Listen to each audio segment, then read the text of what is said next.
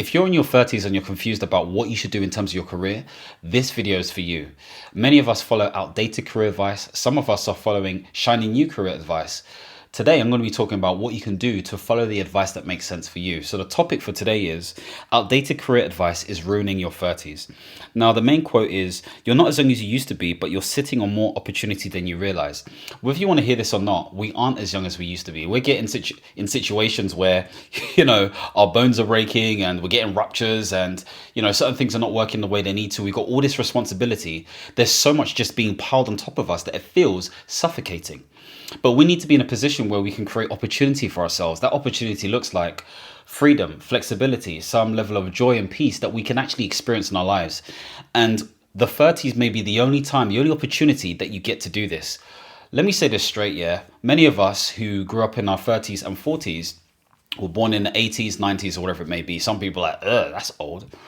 But we've seen the transition from when people actually used to play outside and, go to the pen and, go to the youth center or whatever it may be, versus everyone just on their phones and looking at all of this kind of stuff that is just consuming our minds. We've seen that transition from non-tech to tech. And so we know what it could look like. And actually, we've been sold a dream through this transition that we haven't necessarily been able to capitalize on because we've tried to do things a particular way. It didn't necessarily work out. So what does make sense for us? Let's go through some of that stuff. Now, before I do go into any more detail, if you're interested in developing your own consultancy in this new age of AI and geopolitical wars and changes to the career landscape, then I'm doing 6-week sprints on how you can become a successful independent consultant. Okay, so what that may look like depends on whether you join. So if enough people join, then I'll definitely do this. So check that out in your own time. So here's a bit of context. The reality is that many of us want opportunity, but we don't recognize that opportunity lives within our experiences. Okay. And so we have to recognize that the stuff that we have done is valuable. Think about all the leaders right now and all the people who are in positions of authority.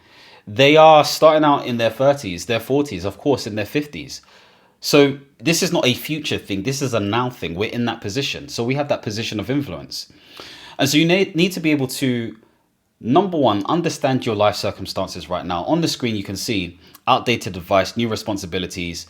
The old playbook doesn't fit your reality. All of this kind of stuff there we spoke about before. But I want to talk about this whole idea of ownership.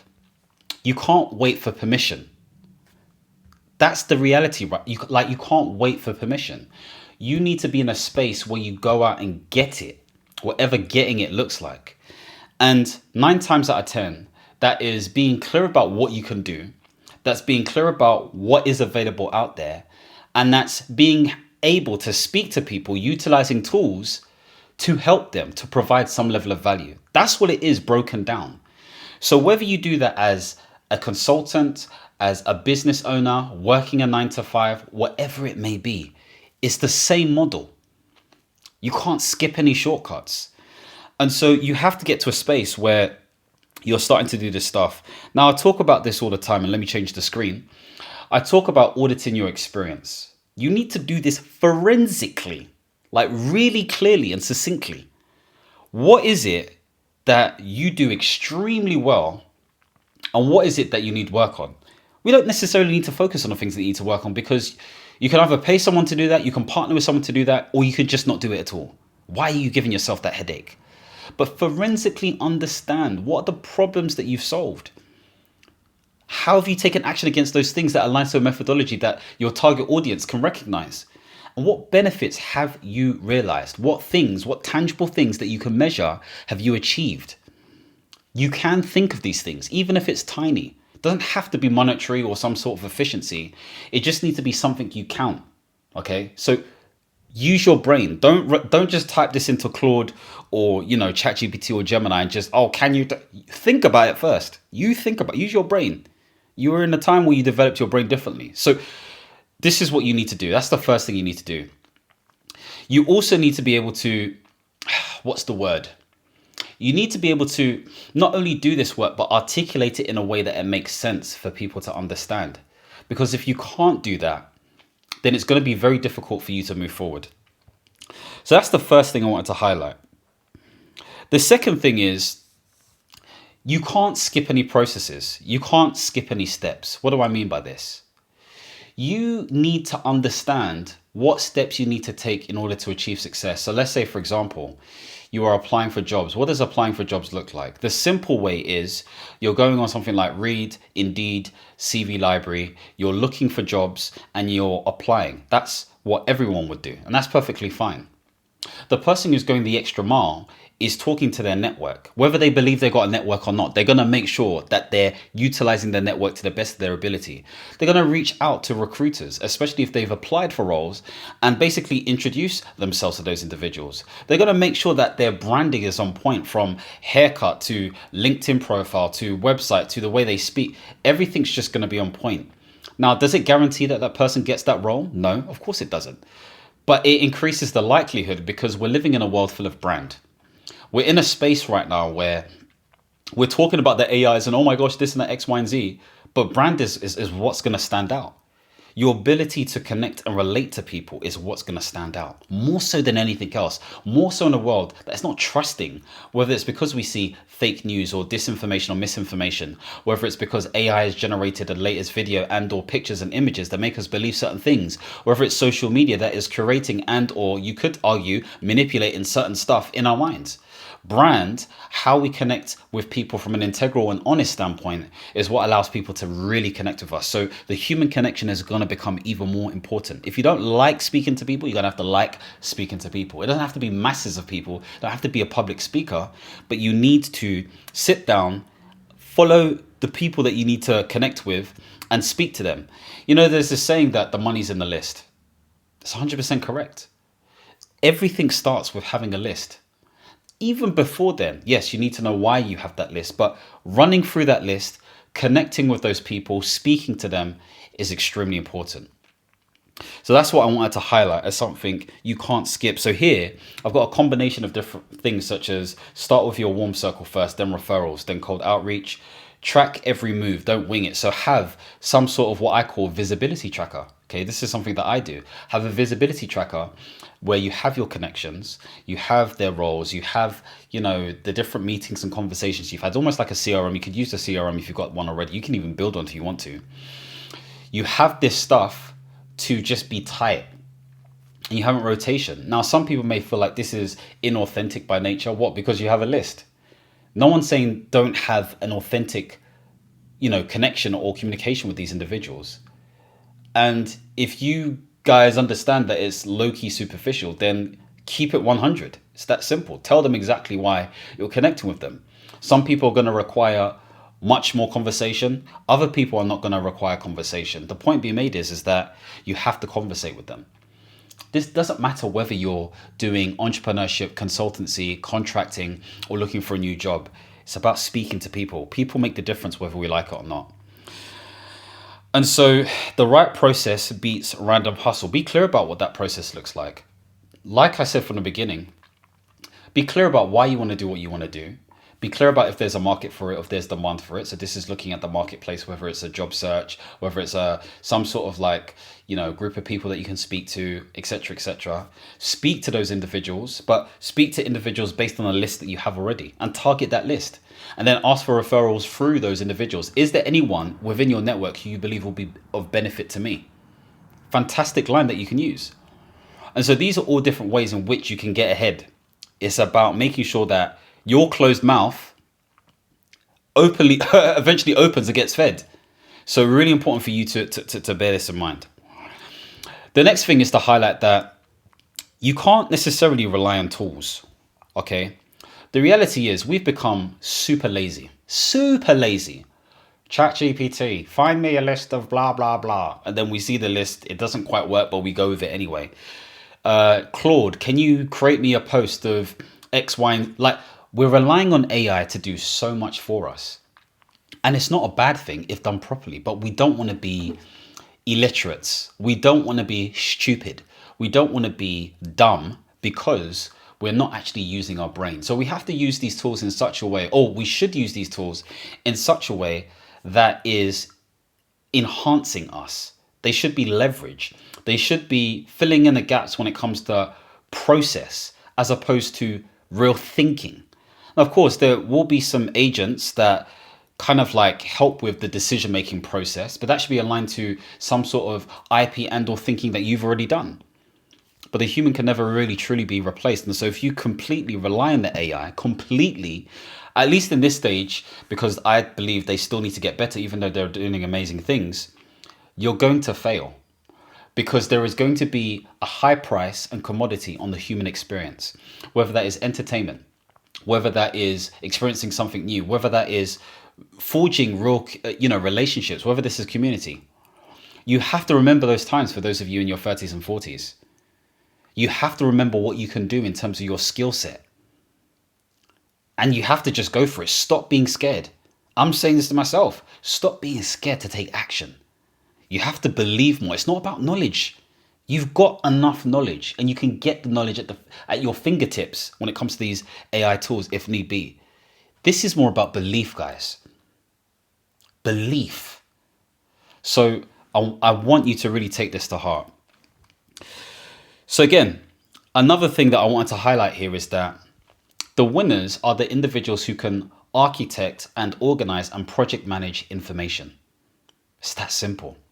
So if you're building some sort of tool on VS Code, as an example, how are you structuring the setup of the tool that you're looking to build? Do you know what the process looks like? Do you have an MD file? Do you have, skills that you can utilize for this tool?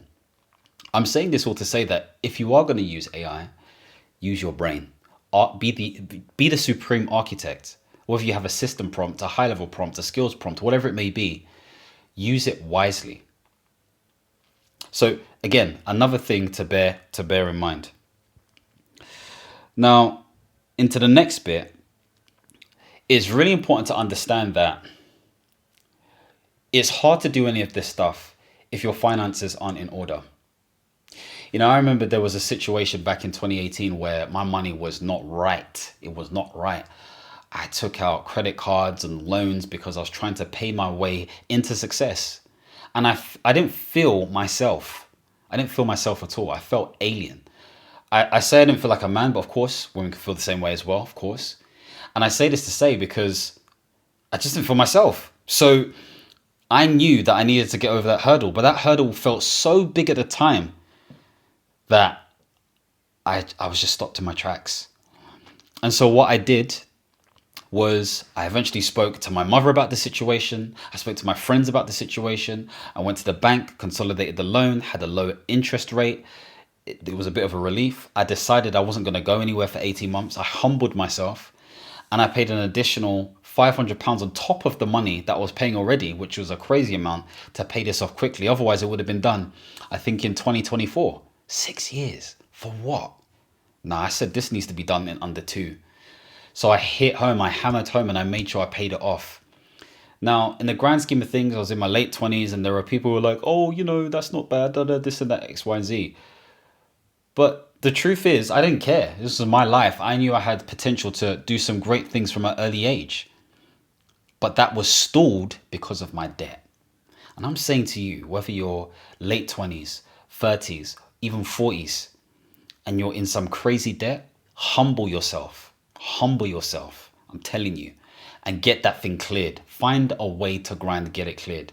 Sometimes it's not going to be a business that's going to solve it for you. Sometimes you just need to work and you need to get that thing paid off. So it opens up new opportunities.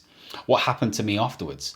I had an additional £500-600 in my account each month. I had the strength and energy to apply for a new role, which I got. And I was able to do a whole flurry of other things, get engaged, buy a ring, buy a house, get married, go on holidays, do all this different stuff because I humbled myself. So humility is going to be a big thing here when it comes to this side of things as well.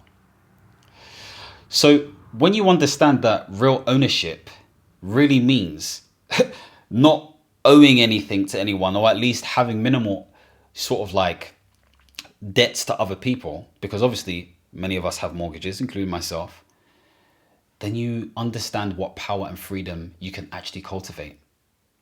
See, the freedom and power element stems in discipline. I'm telling you that right now. That's the confusion. The true response to this question, okay, of how do I improve my life? How do I get to a point of making sure that my career is successful? Is making sure that you are abundantly, lovingly, and brutally honest with self. And with that honesty, the information that you discover and you connect with, you use to generate actions and manage yourself in order for you to achieve what needs to be achieved, brick by brick. So no one can take that away from you. This is what it comes down to. And so it could be argued that you're at the situation that you're at right now because you haven't been honest with yourself enough. That's not necessarily fair to everyone, because obviously there are multiple things that have happened in the world. The system, the environment, policy, this, that, X, Y, and Z. You can't help any of that stuff. But it's the serenity prayer, and I always kind of like butcher this, but it says something like, God, grant me the serenity to accept the things I cannot change, the courage to change the things I can, and the wisdom to know the difference. The wisdom to know the difference. And so when you have an abundant understanding of that, and you have the courage to change the things you can based on your Northern Star, based on your vision, my friends, powerful, I'm telling you, powerful stuff. So hopefully this has given you the insight that you need. And to round it off, as I was saying before, be brutally honest about where you are. Ownership and consistent action, not hacks, are what move you forward after 30. Because you've dealt with all the BS. I know it's like, oh, friends, this, that, blah, blah, blah. No one's saying no new friends or no friends at all. But you just have to, and I say this all the time, accept people for where they're at, not where you believe they should be. Not where you believe they should be. So hopefully this has given you some vim, some inspiration, something to think about. You already know the answer. You just need to be honest with yourself and start from zero, be humble, and move forward. Again, like I stated before, for anybody who is interested in potentially doing 6-week sprints with me and on how to become a successful independent consultant, then you can check out the Google form below. If you would like to see more videos centered around portfolio careers, independent consulting, and anything within my world, then feel free to like this video, subscribe to this channel, and hit the notification bell. And as always, my friends, understand, reach, and expand. Peace.